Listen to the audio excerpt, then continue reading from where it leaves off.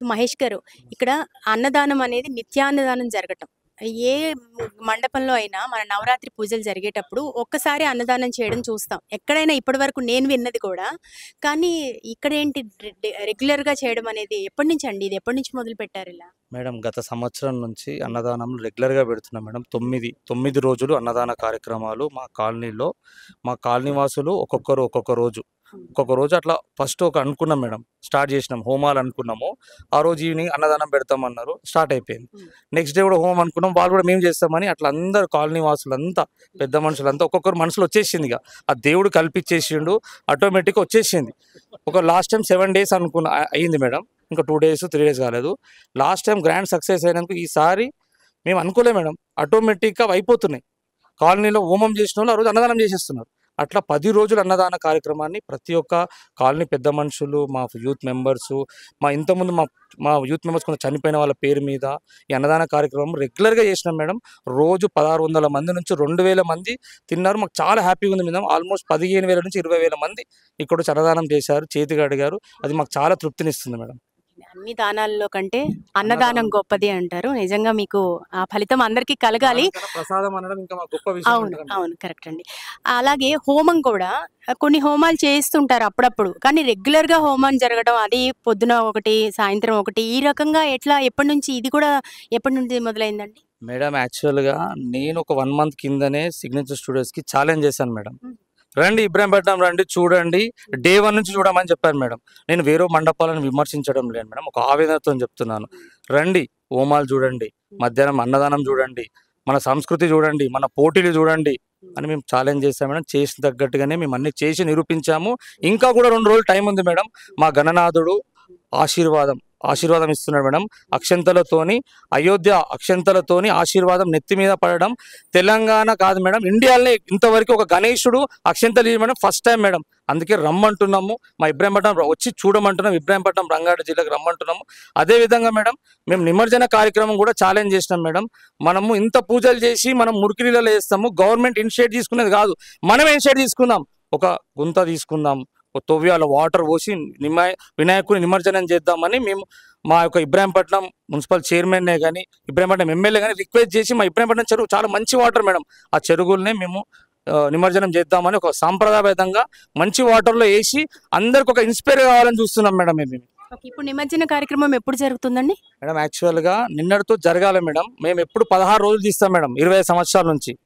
ఈ రోజుకి రేపటి నుంచి ప్రతి దినాలు స్టార్ట్ అవుతాయి కదా మేడం. మాకు సంస్కృతి కార్యక్రమాలు చాలా ఉన్నాయి, కావున మాకు సరిపోతుంది టైము.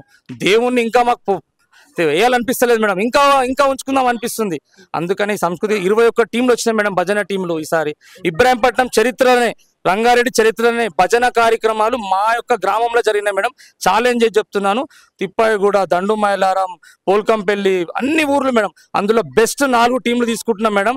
తీసుకొని ఎల్లుండి 20 తారీఖు నాడు ఆ 4 టీంలని మెయిన్ చౌరస్తా మీద పోటీలు మేడం. 2 గంటలు హోరాహోరీగా పోటీ ఉండి వాళ్ళకు గుర్తింపుగా 40,000 రూపాయలు, వాళ్ళొక మెమోంటోగా. ఇది ప్రతి ఒక్క తెలంగాణకి, ఆంధ్రప్రదేశ్కి తెలవాలి మేడం. అసలు వినాయకుళ్ళు అంటే హోమము, అన్నదానము, సంస్కృతి కార్యక్రమాలు, రామాయణము, మళ్ళీ మహాభారతం మీద వ్యాసరచన పోటీలు పెట్టాం మేడం. మోర్ దెన్ 350 మంది పిల్లలు పాల్గొన్నారు ఫస్ట్ టైం. మళ్ళీ అదే తెలుగు పద్యాలు కనుమరుగవుతున్నాయి మేడం. తెలుగు పద్యాల మీద పోటీలు పెట్టాం మేడం. అదేవిధంగా ముగ్గుల పోటీలు మేడం, ఎంతో మంది పాల్గొన్నారు. ఇవన్నీ పెట్టినాము. ఇవన్నీ చూసి అందరు నేర్చుకోవాలి, చెయ్యాలని మా ఒక తపన, ఆవేదన. మా ఇబ్రాహీంపట్నం ప్రాంతం గుర్తుపట్టాలని ముఖ్యంగా మేడం. ఇబ్రాహీంపట్నం చుట్టుపక్కల మేడ్చల్ డెవలప్ అయింది, కోకాపేట డెవలప్ అయింది, శంషాబాద్ డెవలప్ అయింది, ఇబ్రాహీంపట్నం డెవలప్ అవుతుంది మేడం. మేము ఖచ్చితంగా చెప్తున్నాం. పోయినసారి హోమాలు చేసినాము, ప్రభుత్వం చేంజ్ అయింది. ఈసారి హోమాలు చేస్తున్నాం. ఇంకా 2-3 సంవత్సరాలు మా ఇబ్రాహీంపట్నం ఎక్కడికి వెళ్ళిపోతుంది మేడం. అది పోవాలనుకుంటాము. ఇప్పుడు 20 ఫీట్లు పెట్టినా మేడం. ఫ్యూచర్లో 60 కాదు 70 ఫీట్ల వరకు కూడా గణేశుని పెడదామని, ఆ గణేశుడు మాకు ఆశీర్వాదం ఇవ్వాలని, ప్రజలంతా రావాలని కోరుకుంటున్నాం. మేము ఎవరు విమర్శించడం లేదు, మన ఆవేదనతో చెప్తున్నాం మేడం. నిజంగా మీ ఆర్తి అర్థం చేసుకోదగిందండి. మీ ఇబ్రహీంపట్నం డెవలప్ అవ్వాలని మీ మాటల్లో తెలుస్తుంది. డెఫినెట్గా ఆ వినాయకుడి అనుగ్రహంతో డెఫినెట్గా డెవలప్ అవుతుందనే అనిపిస్తుంది. అండ్ ఇంకొకటి మీరు చెప్పారు, ఈ కల్చరల్ కలెక్టివిటీ అనేది అందరు తెలుసుకోవాలి అని చెప్పి. ఈ నిమజ్జనానికి సంబంధించి కూడా కొన్ని విమర్శలు వస్తున్నాయి. నిమజ్జనం రోజు సరిగ్గా ఉండట్లేదు, ఆ డ్రింక్ చేసి డాన్సులు చేయడం ఇలాంటివి. సో ఇట్లాంటి కల్చర్ మీ దగ్గర అయితే ఉండదు కదా, అలాంటివి ప్రోత్సహించరు కదా మేడం? మేము అందుకే భజన పోటీలు 21 టీంలు వచ్చినాయి మేడం. 21 గ్రామాలు ఇక్కడికి వచ్చి భజన చేస్తున్నాయి అంటే మీరు అర్థం చేసుకోవాలి. అందుకే రమ్మన్నా మేడం. చూసినారు మీరు, చూడండి మేడం, మా వీడియో బిట్స్ ఉన్నాయి చూడండి. భజన పోటీలు భజనతోనే తీసుకెళ్తున్నాం మేము చౌరస్తాకి. గణేష్ని మేము ఊరంతా తిప్పాం మేడం. గణేషుని దగ్గరికి అందరు రావాలి, గణేషుని దగ్గరికి అందరు రావాలి. పోటీలు చూసిన పోటీల విజేతలకు బహుమతులు ఇస్తున్నాం మేడం. అదేవిధంగా వ్యాసరచన పోటీలు వీళ్ళు అన్నీ మేడం, అవి కూడా సైకిల్ ఇస్తున్నాం మేడం. స్కూల్ పిల్లలకు అవసరమైన సైకిళ్ళు, మళ్ళీ తెలుగు పద్య వాళ్ళకి సైకిళ్ళు, మళ్ళీ ముగ్గుల పోటీలో 5,000 పట్టు చీరలు, వెండి నాణాలు ఇవన్నీ ఇస్తున్నాం మేడం. ఇంకా మన ఈ కంప్యూటర్ జనరేషన్లో మేడం భక్తితో పాటు కొద్దిగా మన ఫోక్ సాంగ్ కూడా ఉండాలి. మన తెలంగాణ ఫోక్ సాంగ్ కూడా మర్చిపోతుంది madam. Telangana folk song Mangli, Rahul Sipligunj మరియు వీళ్ళందరినీ కాంటాక్ట్ అయినా మేడం. వాళ్ళు కూడా వస్తామని టైం ఇచ్చారు. కానీ తేజుప్రియ, జారు మిఠాయి, మన క్లెమెంట్ మేడం చాలా ఫేమస్ మేడం. క్లెమెంట్ అన్న గుర్తింపు లేదు మేడం. క్లెమెంట్ అన్న చాలా పాటలు పాడే తెలుగు. ఆయన కమర్షియల్ కాదు మేడం, పిలువగానే వస్తాడు. ఆయన ప్రోగ్రామ్ ఉంటుంది మేడం. దీని తర్వాత మేము మన ఇబ్రహీంపట్నం చెరువులో నిమజ్జనం ఎట్లా మేడం, ఏది ఆటంకాలు లేకుండా మనం అందరు తాగి అవి చేస్తారు మేడం. మా దగ్గర నడవ మేడం, అవన్నీ అవి చూపించాలని మేము జనాలకి. ఇది ముఖ్యంగా అందరూ తెలుసుకోవాల్సిన విషయం. ఇన్ని రోజులు ఇన్ని పూజలు చేసి అర్థం పరమార్థం మారిపోతున్నాయి ఆ చివరి ఒక్క రోజు వల్ల. సో విమర్శల పాలవుతున్నాము. ఎందుకంటే మన దేవుణ్ణి మనమే అపహాస్యం చేసుకోకూడదు. సో ఇదంతా కూడా సాంస్కృతికంగా ఏకం కావడం కోసం జరిగే కార్యక్రమాలు. సో ఇది మీరు చాలా చక్కగా చెప్తున్నారు. సో నెక్స్ట్ ఇంకా మేడం మేము నిష్టగా చెప్పులు వేసుకోకుండా హోమాలు నిర్వహించినాం మేడం. ఇది ఒక చూపిద్దామని అందరు మా ఊర్లో మేము నేర్చుకోవాలని, ఇది కూడా మేము అందరం నేర్చుకోవాలని చెప్తలేం మేడం. మేము ఇలా చేస్తున్నాము, అందరం మారదాము అని ఒక మా తపన మేడం. అంత తప్ప ఇంకేం లేదు మేడం. రాఘవేంద్ర గారు, మీరు చాలా బహుమతులు కూడా ప్రకటించినట్టున్నారు కదా, చాలా మంచి కాస్ట్లీ బహుమతులు ఏంటవి? అవును మేడం, యాక్చువల్గా దేనికన్నా అప్రిషియేషన్ అనేది ఉండాలి. ఏ దానికన్నా కళాకారులకు అది అప్రిషియేషన్ మాత్రమే, బడ్జెట్ అని కాదు. అందుకని మామూలుగా మనకు అప్రిషియేషన్ అది పైస రూపకంగా మేము ఇవ్వదలుచుకున్నాము. భజన బృందాలకు గెలిచిన వాళ్లకు 40,000 రూపాయలు మొదటి బహుమతిగా ఇస్తున్నాము.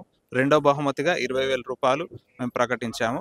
అలాగే ముగ్గుల పోటీ కూడా మనకు ఇంట్లో ఈ అపార్ట్మెంట్ కల్చర్ వచ్చేసి ముగ్గులు ఎక్కడ వేస్తలేరు, చాక్పీస్తో ఏదో గీసేసి మమ అనిపిస్తున్నారు.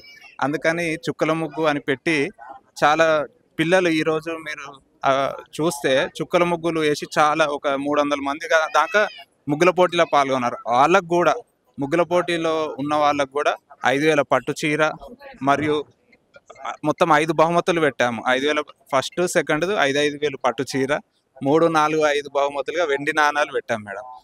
మరియు వ్యాసరచన పోటీలు పెట్టాం. ఈ రామాయణం భాగవతం మీద అసలు పిల్లలకు అనేది అవగాహన లేకుండా పోతుంది. దాని మీద కూడా వ్యాసరచన పోటీలు పెట్టాం. అందులో కూడా బహుమతులు ఏంది అని అంటే వాళ్ళకు స్కూళ్ళకు వాళ్ళకు అవసరం వచ్చే విధంగా సైకిల్ ఇస్తున్నాం. ఫస్ట్ది, సెకండ్ది 1, 2 బహుమతి సైకిల్ వాళ్ళకి ఇచ్చాం మేడం. ఇది ముఖ్య ఉద్దేశం ఏంది అని అంటే వాళ్ళకు పార్టిసిపేషన్ ఇంపార్టెంట్. ప్రతి ఒక్కరు ఇందులో గెలిచిన వాళ్ళే అది అని కాదు, ఇందులో పార్టిసిపేషన్ అనేది ఇంపార్టెంట్. పార్టిసిపేషన్ వాళ్ళకు కూడా సపరేట్గా వాళ్ళకు పార్టిసిపేషన్ గిఫ్ట్స్ కూడా ఇచ్చాము. ముఖ్య ఉద్దేశం ఏంది అని అంటే ఈ కళలన్నీ మర్చిపోతున్నారు ఇప్పుడు యూత్ జనరేషన్. అందుకని ఇవన్నీ వ్యాసరచనలు కానీ ముగ్గులు పోటీ కానీ అవన్నీ మరవకూడదు అనే ఉద్దేశం మీద వాళ్ళకి అప్రిషియేషన్ ఉండాలి అనేది గిఫ్ట్లు పెట్టాం మేడం. అన్నదానం కావచ్చు, తర్వాత హోమాలు కావచ్చు, ఇప్పుడు బహుమతులు రాఘవేంద్ర గారు చెప్పినట్టు. మరి వీటన్నిటికీ ఎట్లా బడ్జెట్ ఏంటి, ఎట్లా డబ్బులు ఎలా వస్తున్నాయి? అదే అండి, అందరు అదే అడుగుతున్నారు. ఏంటంటే ఇన్ని డబ్బులు ఎడికెళ్ళి వస్తున్నాయి ఎక్కడి నుంచి అని. మీకు సింపుల్ ఆన్సర్ అండి. దాంట్లో భక్తి ఉంటే దేవుడు ఎక్కడి నుంచి అయినా సరే డబ్బులు రప్పించుకుంటాం. అది మన స్వచ్ఛందంగా కానీ లేకపోతే మేము ఇంకోటి ఏం చేసినామంటే ఈసారి ప్రతిసారి పూజలో ఇంత దగ్గర విన్నా డైరెక్ట్ మనం అభిషేకం చేయలేం కాబట్టి మేము ఒక 21 తులాస్ తోటి వెండి విగ్రహం తోటి గణేశుని ప్రతిమను తెచ్చుకున్నాం. దానికి రెగ్యులర్గా మీరు ఇక్కడ పూజ అయితే మీరు లైవ్లో చూడొచ్చు. They are doing the abhishekam with పంచామృతాలు అండ్ ఆల్.